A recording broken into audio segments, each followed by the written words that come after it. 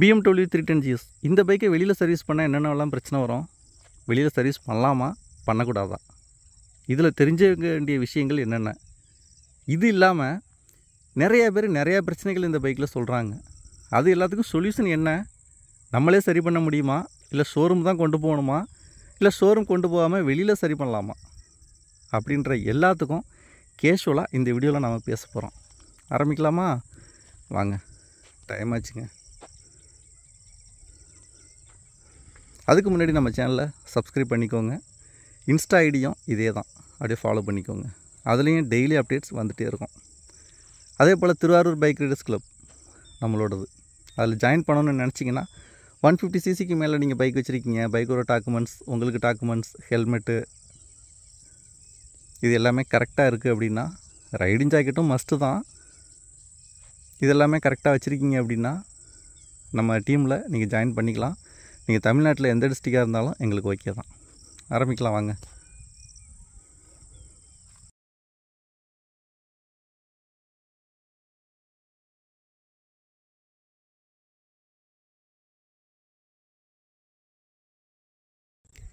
Hello BRT squad, BMW bike super தாங்க. ஆமாம், ஆனால் என்ன ஆனாலும் தானே கேட்குறீங்க, சொல்கிறேன் வாங்க. அதுக்கு முன்னாடி நம்ம சேனலை அப்படியே சப்ஸ்கிரைப் பண்ணிவிட்டு, எங்கப்பா பெல்லு, சீக்கிரம் வா, சரி அதை காணுங்க, சப்ஸ்கிரைப் பண்ணி பெல் ஐக்கனை கிளிக் பண்ணிக்கோங்க. நிறைய டவுட்ஸ் நிறைய பேர் கேட்குறாங்க. ஆமாம், அது எல்லாத்துக்கும் சொல்யூஷன் என்ன, என்ன பிரச்சனை வருது அப்படின்றத நாம் பார்க்கலாம். பெல்லு வந்துருச்சுங்க, பெல்லை கிளிக் பண்ணி அப்படியே ஆளில் போட்டுக்கோங்க. ஓகே, நாம் போகிற எல்லா வீடியோஸ் எல்லா அப்டேட்ஸும் நீங்கள் மிஸ் பண்ணாமல் பார்க்க முடியும். ஆரம்பிக்கலாமா?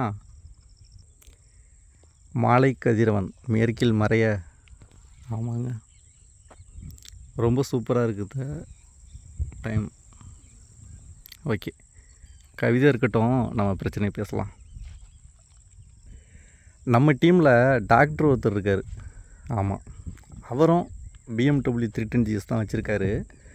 அவர் பார்த்திங்கன்னா புதுசாக பிரச்சனை சொல்கிறாரு இந்த பைக்கில்.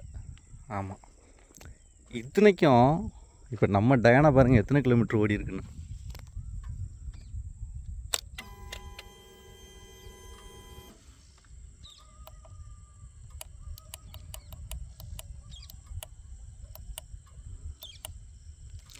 நாற்பத்தி 1,351 கிலோமீட்டர் நாம் ஓட்டியிருக்கோம். ஓகேவா? ஆனால்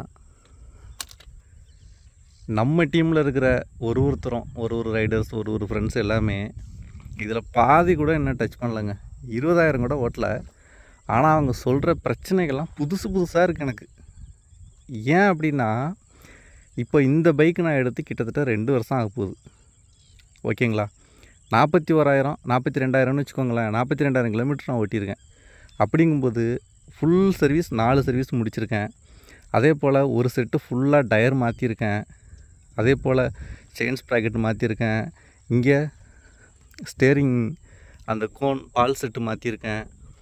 அப்புறம் செயின் ஸ்ப்ராக்கெட்டு, டிஸ்க்கு பேடு எல்லாமே மாற்றிருக்கேன். ஓகேவா?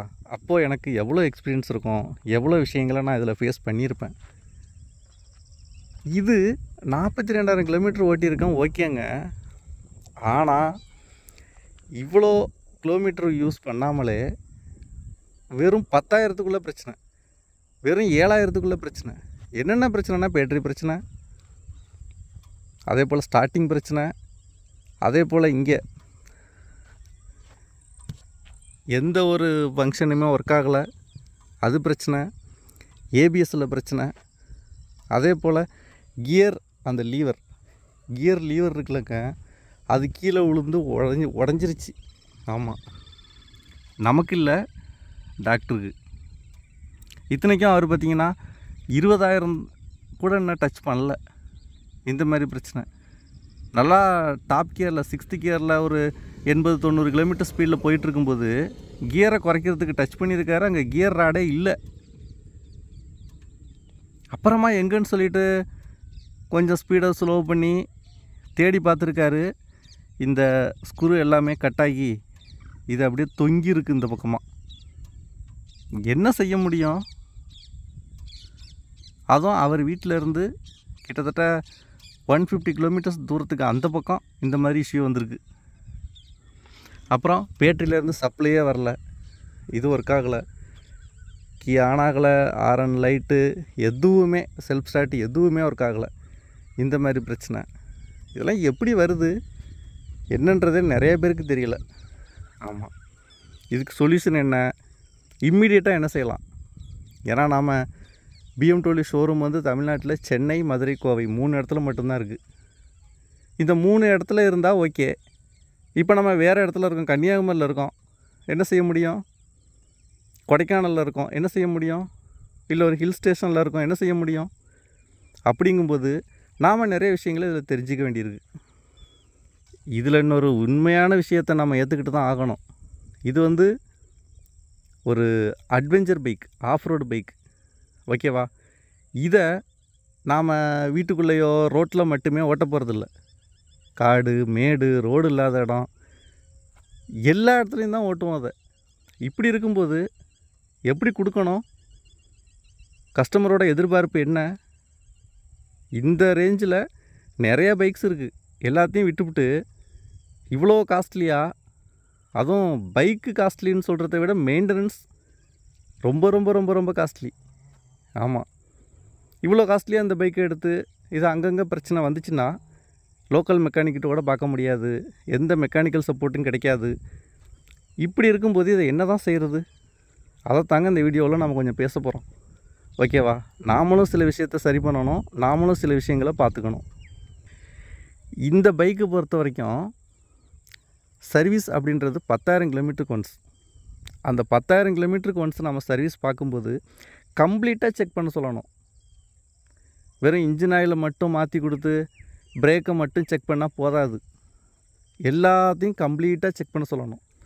சர்வீஸ் கொண்ட விடும்போது நம்ம ஒரு பேப்பரில் நோட் பண்ணி வச்சுக்கணும், இதெல்லாம் ஃபால்ட் இருக்குது,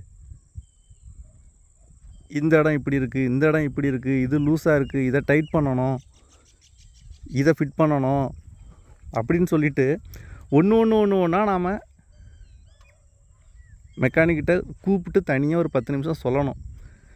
நெக்ஸ்ட்டு சர்வீஸ் முடிச்சுட்டு வெளியில் எடுக்கும்போது அதெல்லாம் சரி பண்ணியிருக்காங்களா, என்ன நடந்திருக்கு அப்படின்னு சொல்லி ஒரு அரை மணி நேரம் செக் பண்ணணும்.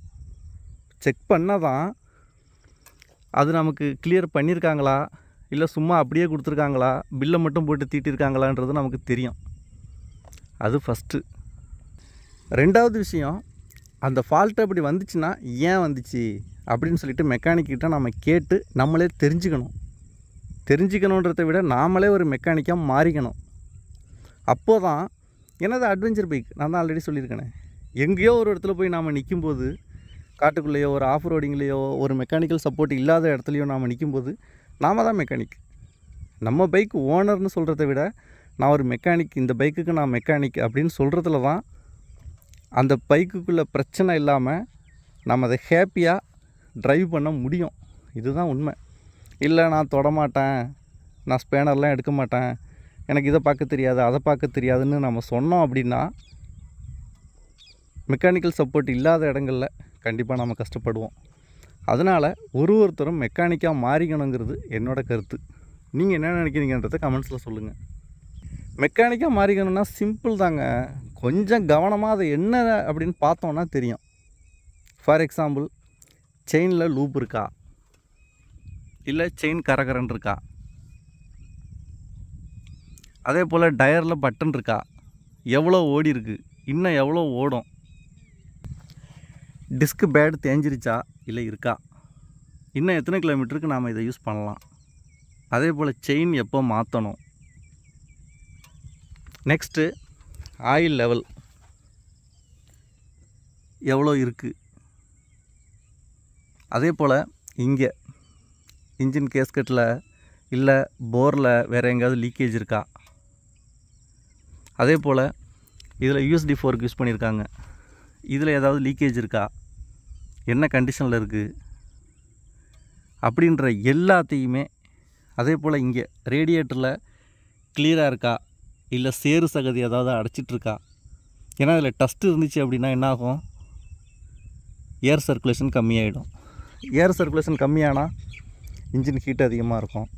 ஹீட் அதிகமாச்சுன்னா மைலேஜ் கொஞ்சம் குறையும். இன்ஜினோட உதிரி பாகங்கள், இன்ஜினுக்குள்ளே உள்ள ஸ்பேர் எல்லாமே தேய்மானம் அதிகமாக இருக்கும். அப்புறம் இன்ஜினோட லைஃப் குறையும். அப்புறம் ஸ்மோக் வரும். இந்த மாதிரி பிரச்சனைகள் வரும். இதை எல்லாத்தையுமே நம்ம கொஞ்சமாக கற்றுக்கணும். ஓகேங்களா? நாமளே தெரிஞ்சுக்கணும். அதே போல் நாம் ஒரு மெக்கானிக்கிட்ட கொண்டு போய் அந்த மெக்கானிக் ஃப்ரீயாக இருக்கும்போது அவருக்கு தெரிஞ்ச விஷயங்கள் இந்த பைக்கில் அதை நாம் கேட்டு தெரிஞ்சுக்கணும். ஓகேங்களா? அதே போல் இது மாதிரி சின்ன விஷயங்கள் நாமளே நம்ம அப்கிரேட் பண்ணிக்கிட்டே இருக்கணும். அப்போ தான் இந்த பைக் பற்றி நமக்கு பெரிய அளவில் ஒரு பிரச்சனையாக தெரியாது. ஓகேங்களா? கம்பெனிலையும் கரெக்டாக பண்ணுறாங்களா, நம்ம கொடுக்குற காசுக்கு ஒர்த்து தானா, சர்வீஸை சொல்கிறேன், அதையும் நாம் ஃபுல் அண்ட் ஃபுல் செக் பண்ணிக்கணும். அவசரமாக உள்ளேருந்து சர்வீஸ்லேருந்து கொண்டு வந்து கொடுத்தோன்னா ஓகே பைக் முடிஞ்சு நீங்கள் எடுத்துக்கலாம் அப்படின்னு சொன்ன உடனே அப்படியே பில்லை பே பண்ணிவிட்டு உடனே அவசரமாக எடுத்துகிட்டு போகிறதுல பிரயோஜனமே இல்லை. ஏன்னா நீங்கள் அடுத்த நாள் வீட்டுக்கு போயிட்டு பார்த்துட்டு இதெல்லாம் சரி பண்ணலை, இதெல்லாம் இப்படியே இருக்குது, ஆனால் சர்வீஸ்க்கு மட்டும் காசு வாங்கியிருக்காங்க அப்படின்னு சொன்னால் கம்பெனியில் ஏற்றுக்க மாட்டாங்க. அந்த இடத்துலையே ஸ்பாட்லேயே உக்காந்து அதை தெளிவாக பார்த்தா மட்டும்தான் என்ன ஏதுன்னு சொல்லி நாம் கேட்டுக்க முடியும். ஓகேங்களா?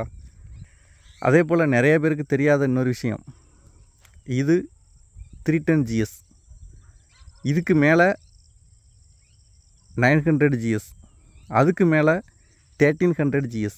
ஆமாம், இது 310 GS, அதுக்கு மேலே 900 CS, அதுக்கு மேலே 1300 GS. இதுதான் இப்போ உள்ள லேட்டஸ்ட்டு. இந்த GS அப்படின்ற மாடல், ஆஃப் ரோடு அட்வென்ச்சர்னு மாடலில் இது 3 பைக்கு தான் இருக்குது BMW. ஆனால் இதுக்கு சர்வீஸ் பார்த்திங்கன்னா இப்போ லாஸ்ட்டாக நான் பண்ண 4th சர்வீஸ் வந்து 13,000 பில்லு. ஓகேவா? இப்போ 900 GS பார்த்திங்கன்னா அதுக்கும் அந்த ரேஞ்சு தான், 12-13 தான் வரும். 1300 GS இருக்குல்ல, லெஜெண்டு, முன்னாடி 1250 GSஆக இருந்துச்சு, இப்போ அப்கிரேடு டு 1300. அதுக்கும் சர்வீஸ் இவ்வளோ தான், 12-13 தான். அப்போது நாம் தெரிஞ்சுக்க வேண்டிய விஷயம், சிசியில் மட்டும்தான் இது கம்மி. மற்றபடி அந்த பைக் 30 லட்ச ரூபா பைக்குக்கு என்ன சர்வீஸ் பில்லு வருதோ அதே பில்லு தான் இருக்கும். புரியுதுங்களா உங்களுக்கு? இப்படி இருக்கும்போது இதுவும் சூப்பர் பைக் தான் அடித்து சொல்லலாம். எந்த விதத்தில் குறையுது இது சொல்லுங்கள்? பவரில் மட்டும்தான் கம்மி. மற்றபடி சர்வீஸ் காஸ்ட்டு ஒரு 310 சிசி பைக்குக்கு எந்த பைக்குக்குங்க 13,000 பில்லு வருது சொல்லுங்கள்? ஓகே. அதே போல் டயரோட காஸ்ட், நீங்கள் ரேட்டு கம்மியாக உள்ள ஒரு ஆஃப் ரோடு டயர், ஒரு அட்வென்ச்சர் டயர் போட்டால் கூட 30,000 ரூபாய்க்கு கீழே அதுக்கு டயர் கிடையாது. 30 கம்மி, 35க்கு கீழே டயர் கிடையாது. ஆமாம், இப்போ நம்ம டயரே காலி ஆயிடுச்சு கிட்டத்தட்ட. இதே மாற்றணும்.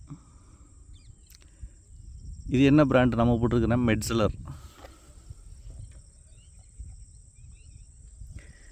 நிறையா பேர் என்ன கேட்குறாங்கன்னா, ஓ மிஷலினா அப்படின்னு.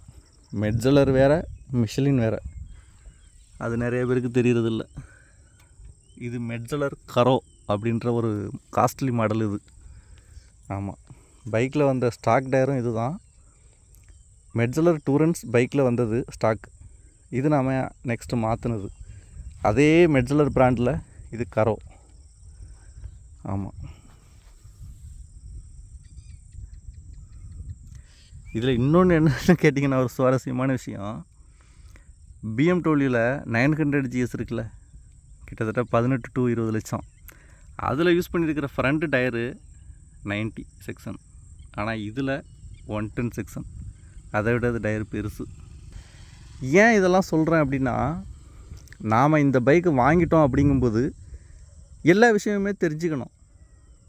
இதில் என்னென்னலாம் பிரச்சனை வருது, எப்போ தான் டயர் மாற்றணும், இன்னும் எத்தனை கிலோமீட்டர் தான் செயின் ஸ்ப்ராக்கெட் ஓடும், டிஸ்க் பிரேக் எப்படி மாற்றணும் அப்படின்ற எல்லாத்தையுமே நாம் தெரிஞ்சுக்கணும். நாம் இந்த பைக்கு ரைடு யூஸ் பண்ணாலும் சரி, இல்லை ரெகுலர் யூஸ் பண்ணாலும் சரி, மேக்ஸிமம் ரெகுலர் யூஸ் பண்ண மாட்டாங்க யாரும். நாம் ரைடு போகும்போது எல்லாத்தையுமே கவனித்து நாம் ட்ரைவ் பண்ணணும். வெளியில் மட்டும் எக்ஸ்ப்ளோர் பண்ணிவிட்டு ஃபன் டு ட்ரைவ் மட்டும் இருந்தால் அதில் போதாது. ஏன்னா அது BMW அப்படின்றதுனால. இப்போ நார்மலாக ஒரு பைக் வச்சுருக்கீங்க, நார்மல் பைக் வச்சுருக்கீங்கன்னா அதில் பிரச்சனை இல்லை. காஸ்ட் கம்மியாக வரப்போகுது, மெயின்டெனன்ஸ் கம்மியாக வரப்போகுது, நம்ம பார்த்துக்கலாம்.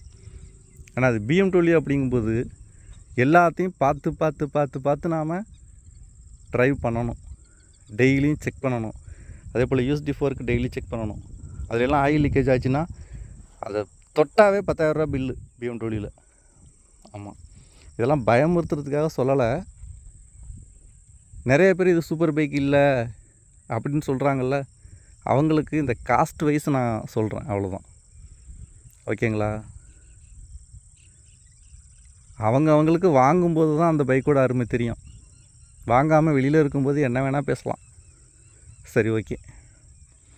இந்த பைக்கோட சர்வீஸ் என்ன, ஒரு பிரச்சனைகள் என்னென்ன வருது, அதை நம்ம எப்படி ஃபேஸ் பண்ணியிருக்கோம், அதுக்கு என்ன சொல்யூஷன் கிடச்சிச்சு அப்படின்னு சொல்லிவிட்டு டெய்லி ஒரு ஷார்ட்ஸ் போட்டுகிட்டே இருப்போம் நம்ம சேனலில். அதை நீங்கள் பார்த்துக்கிட்டே இருந்தீங்கன்னா தான் உங்களுக்கு இந்த பைக் தொடர்பான அப்டேட்ஸ் கிடச்சிக்கிட்டே இருக்கும். ஓகேங்களா? நிறைய பேர் கேட்குறாங்க, ஒரு ஷார்ட்ஸ் பார்த்துருப்பாங்க, டக்குன்னு வந்துட்டு உடனே இந்த பைக்கோட சர்வீஸ் எப்படி ப்ரோ அப்படின்னு கேட்குறாங்க. அவங்களுக்கு நான் சொல்கிற பதில், நீங்கள் கேட்குற கேள்வி எல்லாத்துக்குமே ஆல்ரெடி நம்ம வீடியோ போட்டிருக்கோம். கிட்டத்தட்ட 900 வீடியோஸ் போட்டிருக்கோம் நம்ம சேனலில். அதில் மேக்ஸிமம் எல்லாத்தையும் மிஸ் பண்ணாமல் பார்த்தீங்கன்னா தான் உங்களுக்கு அந்த ஐடியாவே கிடைக்கும். இந்த பைக் யார் வாங்கலாம், எவ்வளோ ஹைட் இருக்கணும், மைலேஜ் எவ்வளோ கொடுக்கும், இந்த பைக்கோட வெயிட் என்ன, இதோட அசசரிஸ் என்ன போட்டிருக்கோம், என்னென்னலாம் கம்பல்சரியாக அசசரிஸ் போடணும் அப்படின்னு சொல்லிட்டு எல்லாமேங்க. ஆமாம், A to Z ஒரு ரிசர்ச் தான் நம்ம பண்ணிகிட்ருக்கோம். ஓகேவா? அதே போல் நிறைய பேர் கேட்குற இன்னொரு கொஸ்டின், ப்ரோ 10,000க்கு வந்து சர்வீஸ் சொல்கிறீங்க, 10,000க்கு மேலே ஓட்டினா என்ன நடக்கும் அப்படின்னு சொல்லி கேட்குறது. அதுக்குமே நாம் நேரடியாக அதை எக்ஸ்பீரியன்ஸ் பண்ணி நம்ம சேனலில் வீடியோ போட்டிருக்கோம். அதெல்லாம் செக் பண்ணி பார்த்தீங்கன்னா தான் உங்களுக்கு தெரியும். ஓகேங்களா? நீங்கள் கேட்குற கேள்விக்கு முன்னாடி அந்த வீடியோஸ் எல்லாத்தையும் செக் பண்ணுங்கள், எதெல்லாம் போட்டிருக்கோம் அப்படின்னு சொல்லிட்டு. அப்போ தான் உங்களுக்கு ஐடியாவே கிடைக்கும். ஓகேங்களா? ஏன்னா நீங்கள் கமெண்ட்ஸில் ஒரு கொஸ்டின் கேட்டுருவீங்க, அந்த கமெண்ட்ஸுக்கு ரிப்ளை வந்து நீங்கள் கேட்குற அந்த பதிலை டைப் பண்ணி அனுப்ப முடியாது. ஏன்னா அதில் நிறைய விஷயங்கள் இருக்கும். அதனால் நீங்கள் கேட்குற எல்லா கொஸ்டினுக்குமே ஆல்ரெடி நம்ம வீடியோ போட்டிருப்போம். அதோட செக் பண்ணி பார்த்துட்டு இல்லை அப்படின்னா அதுக்கப்புறம் கமெண்ட்ஸ் கேளுங்க. ஓகேங்களா? அதே போல் இது வரைக்கும் நம்ம சொல்லாத வீடியோஸ் இருந்துச்சு அப்படின்னா அடுத்தடுத்து நம்ம அப்டேட் பண்ணிக்கிட்டே இருப்போம். இனிமேல் நிறையா வீடியோஸ் நம்ம BMW பற்றி வரும். ஆமாம், அதே போல் இந்த பிரச்சனையெல்லாம் சந்திச்சிருப்பாங்கள்ல, அவங்கள்ட்டே நேரடியாக ஒரு லைவாக என்னென்ன பிரச்சனைகள் ஃபேஸ் பண்ணாங்க, அதை எப்படி சரி பண்ணாங்க அப்படின்றது எல்லாத்தையுமே நம்ம அடுத்தடுத்த வீடியோஸ் கொண்டு வந்துகிட்டே இருப்போம். பாருங்கள். ஓகேங்க, இந்த வீடியோ இதோட முடிச்சிக்கலாமா? தேங்க்யூ. மறக்காமல் இந்த வீடியோ எப்படி இருந்துச்சுன்னு கமெண்ட்ஸ் போடுங்க.